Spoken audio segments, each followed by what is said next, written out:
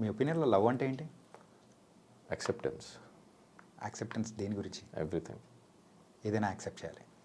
అంతే కదా, లవ్ చేసినప్పుడు యాక్సెప్ట్ చేయాలి కదా. Hmm. ఇప్పుడు అమ్మ నాన్న నేను తప్పు చేశాను అనగానే ఆ తప్పును ఒప్పుకునైనా గిట్ట ఒప్పుకుంటారు కదా నా బిడ్డ అని. That is acceptance. ఎక్స్పెక్టేషన్స్ కన్నా యాక్సెప్టెన్స్ కొంచెం ఎక్కువ ఉంటే బెటర్ ఫ్రమ్ మై దృష్టిలో. And respecting each other values అంటే ఫ్రమ్ బోత్ సైడ్. చిన్నోడు పెద్దోడు, సో ఈ యొక్క మాటలు కానీ, సో బయట మీరు సోనియా గారు అండ్ పృథ్వీ, సో మీరు ముగ్గురి యొక్క కెమిస్ట్రీ ఏంటి అసలు? మనం కనెక్ట్ అయ్యాం అలా. పెద్దోడు అంటే నేను పెద్ద కొడుకు అని, చిన్నోడు అంటే ఆడు చిన్న కొడుకు అని. She big sister. Big sister is nothing but an mother. So మన దృష్టిలో అదే. ఇంకా నలుగురు కనుక ఏం కనిపిస్తుందో దానికి మేము I can't explain anything for that. అంటే ఫుటేజ్లో అక్కడ బయట ప్రేక్షకులకు చూపించే ఫుటేజ్ అనేది అది తక్కువ, అండ్ మీరు చూపించింది చాలా ఉందనా లేకపోతే ఏంటి అసలు? మీరు చూపించింది చాలా లేదు, మాది బాండింగ్ సరిగా మీరు చూడలేదేమో అని. గంట ఎపిసోడ్ చూస్తారు, 24 గంటలు మేము ఉంటాం. సినిమా చూడకుండా ట్రైలర్ చూసి రివ్యూ ఇచ్చే వాళ్ళకి ఇంకేం చెప్పగలుగుతా? అంటే ఇప్పటి వరకు ప్రేక్షకులు కూడా ఆ ట్రైలర్ చూసే కదా మిమ్మల్ని కూడా సో విన్నర్ అనేది చేశారు. అదే ట్రైలర్ చూసి కొంతమంది నన్ను తిట్టుకున్నారు కూడా కదా. Yeah. సో ఆ తిట్టుకునే వాళ్ళకి చెప్తున్నాను. ఇష్టపడే వాళ్ళు ఎంతైనా ఇష్టపడతారు భయ్య. మా వాడు అంటే నా ఫ్రెండ్స్ ఇప్పుడు కూడా నించున్నారు, నా తప్పున లేకపోయినా. చిన్నప్పటి నుంచి కొన్ని ఫ్రెండ్షిప్స్ నాకు ఇప్పుడు దాకా ఉంది. ఇప్పుడు కూడా నా కోసం ఏదైనా సరే వాళ్ళకి అవ్వకపోయినా నించుంటారు. So that is what I love is. It's not only between a girl and a boy. It happens with in brother, friends, family, sisters, whatever it is. Acceptance అదే అక్కడే ఉంది. అంటే బయటికి వచ్చిన తర్వాత సోనియా గారితో బాండింగ్ ఎలా ఉంది? మాట్లాడతాను, we keep talking. Okay. But ఆ మ్యారేజ్కి వెళ్ళేది because I was out of station. అందుకే నేను ఒక ఇంటర్వ్యూలో కూడా చెప్పా, ఏమైనా ఇవ్వాలా అని అడిగారు. ఆ మ్యారేజ్ గిఫ్ట్ ఇవ్వలేదు, ఇవ్వాలి వెళ్ళి అని. సో నేను కొంచెం ఫ్రీ అయినప్పుడు వెళ్ళుకో. అక్కడ అందరు కలిసారు కానీ మీరు మాత్రం లేదు, నేను అవుట్ ఆఫ్ స్టేషన్లో ఉండే. ఓకే. అంటే బిగ్ బాస్ హౌస్ నుంచి బయటికి రాగానే మీరు చేసిన ఫస్ట్ పని ఏంటి?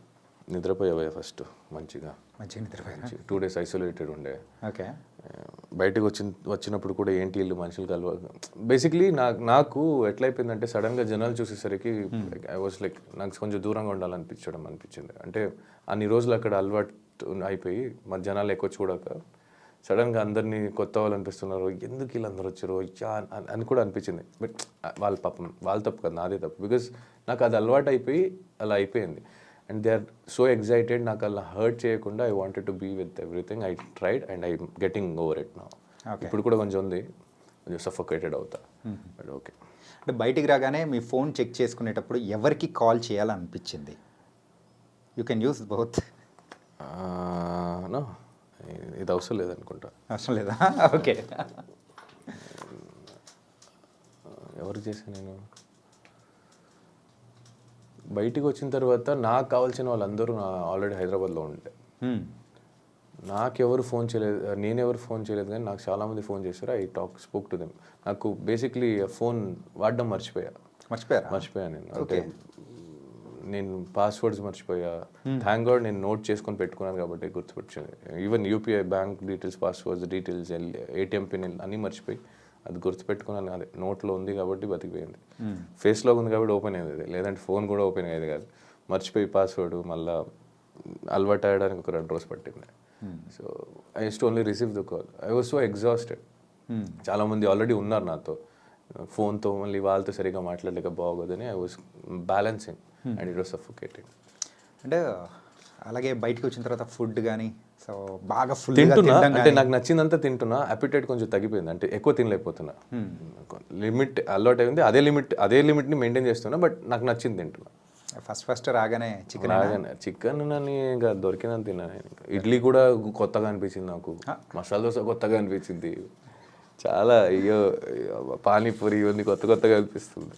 బయటికి రాగానే ఒక వింత మనిషిలా నేను వింత ప్లేస్కి వచ్చానో లేదా నేనే వింతనా అనిపించింది ఒక చోట నాకు. అంటే అబ్బా ఇవన్నీ అవును కదా, ఇవన్నీ చేసేవాళ్ళం కదా మేము, ఇవన్నీ తినేవాళ్ళు కదా, గుర్తులేదు, నేను అలవాటు అయిపోయాలా. అండ్ మీరు ఫస్ట్ చూసిన మూవీ బయటికి రాగానే?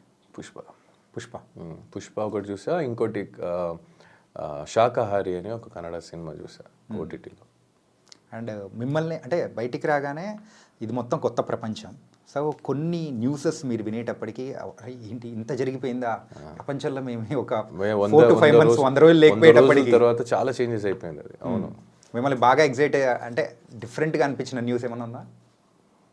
డిఫరెంట్గా అనిపించింది న్యూస్ అంటే కొన్ని న్యూస్ వల్ల బాధపడ్డా తప్ప ఇంకా డిఫరెంట్గా అనిపించిందని ఏం లేదు. బట్ యా, బయటికి రాగానే రోడ్ గీడ్ అన్నీ కొత్తగా అనిపించేది. అబ్బా రోడ్డు, అబ్బా వెహికల్స్, అయ్యో మెట్రో ట్రైన్, ఇవి మాల్స్, బిల్డింగ్స్, ఇవన్నీ అనిపించేది. చూసే వాళ్ళకి తెలియదు, అక్కడ సఫర్ అయ్యే వాళ్ళకి. సో అలా అనిపించింది అంతే. ఓకే. అండ్ ప్రైజ్ మనీని ఏం చేయబోతున్నారు? ఆల్రెడీ ఖర్చు పెట్టేశారా? రాలేదు, ఇంకా రావాలి. There is a process to come.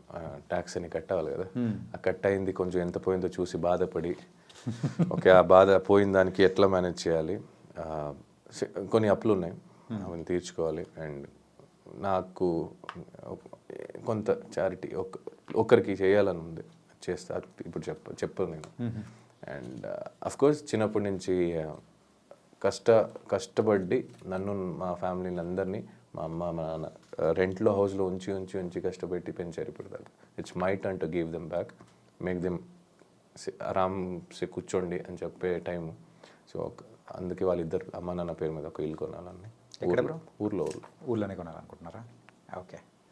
And మీరు బయటికి రాగానే సో ఈ రివ్యూస్, బిగ్ బాస్ రివ్యూవర్స్ ఇవన్నీ మరి విని కొన్ని విషయాల్లో కూడా మీరు బాధపడి, కొన్ని ఆనందపడి, అన్ని మిక్స్డ్ ఎమోషన్స్ కూడా బాధ ఏం లేదు బ్రో, అని హ్యాపీగా బాధ ఏం లేదు. సపరేట్గా దీనికంటూ కూడా సో కే బ్యాచ్ అని చెప్పేసి ఇలాంటివన్నీ పేరు పెట్టి ఇట్లా పిలుస్తూ ఉన్నప్పుడు so how do you feel and what you felt? How do feel అంటే బ్రో, వచ్చే ఫుల్ నేమ్ చాణక్య. హిందీలో రాస్తే అక్షరాలే కదా మారుస్తాయి, కన్నడలో అక్షరాలు మారుతాయి. పిలుపు మళ్ళీ వ్యక్తి ఒక్కటే కదా. బట్ మనం మాట్లాడే లాంగ్వేజ్ అనేది కూడా మారుతుంది కదా. ఆ లాంగ్వేజ్ ఎమోషన్ సేమే కదా, నువ్వేం చెప్పాలనుకునేది సేమే కదా, నీ మంచి సేమే కదా, మాట కదా, మాటే వేరు, మంచి సేమే కదా. నీకు ఆకలేసినప్పుడు అన్న తింటావు, నేను ఆకలేసినప్పుడు అన్న తింటా. నీకు బాధ అనిపించినప్పుడు ఏడుస్తావు, నేను బాధ అనిపించినప్పుడు ఏడుస్తాను. ఏంటంటే మీరు ఒకటనని మీరు అనుకుంటున్నారు, కాకపోతే మిమ్మల్ని సపరేట్గా సెగ్రిగేట్ చేయాలని ఒక టైప్ ఆఫ్ అంటే కొంతమంది ఇలా చేయడం అనేది కరెక్ట్ అంటారా? అంటే బేసిక్లీ నాకు అడిగితే నాకు అందరూ ఒకటే. ఇంకా చేసిన వాళ్ళ గురించి చెప్పమంటే మేబీ వేరేం దొరకలేదేమో. ఓకే.